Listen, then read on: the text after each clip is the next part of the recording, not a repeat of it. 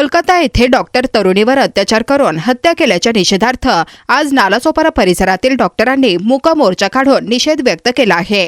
या मूक मोर्चात नालासोपारा परिसरातील शेकडो डॉक्टर्स, नर्स, आरोग्य विभागातील कर्मचारी सहभागी झाले होते।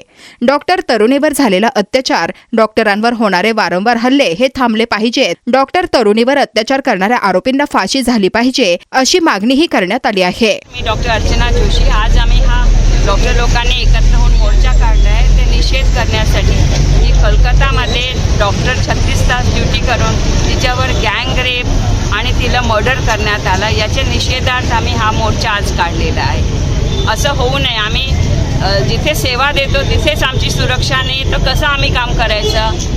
आम्हाला पेशंटचं टेन्शन आणि कोणीतरी येऊन आम्हाला रेप करेल, मारेल याचं टेन्शन असतो, तर कसं आम्ही काम करायचं? मग शास्त्रीय काय तुमची मागणी काय आहे? आमची मागणी की आम्हाला सुरक्षा दिली पाहिजे आणि असे प्रकार होऊ नये पुढे। कोळी, आम्ही इंडियन डेंटल असोसिएशनतर्फे हा निषेध करतो आहे।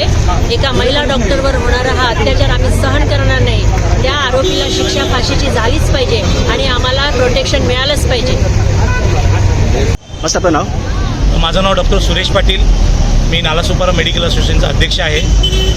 आजचा हा जो मूक मोर्चा आहे तो कोलकात्यामध्ये आपली एक डॉक्टर बहीण, तिच्यावरती जो अत्याचार झाला आणि रेप आणि मर्डरची जी घटना, अमानुषी घटना झाली, त्याचा निषेध करण्यासाठी आणि समाजाला एक निकोप मेसेज देण्यासाठी, एक संदेश देण्यासाठी आणि जनजागृती होऊन आमच्या त्या भगिनीला योग्य तो न्याय आणि लवकरात लवकर मिळावा आणि डॉक्टरांच्यावरती होणारे हल्ले, स्त्रियांच्यावरती होणारे अत्याचार, त्याच्यामध्ये सरकारने, समाजाने ताबडतोब पावले उचलून कठोर कारवाई करावी आणि एक निकोप भारत, निरोगी भारत बनवायला मदत करावी, हा संदेश आज आम्हाला त्या मूक मोर्चातर्फे जनतेला द्यायचा आहे।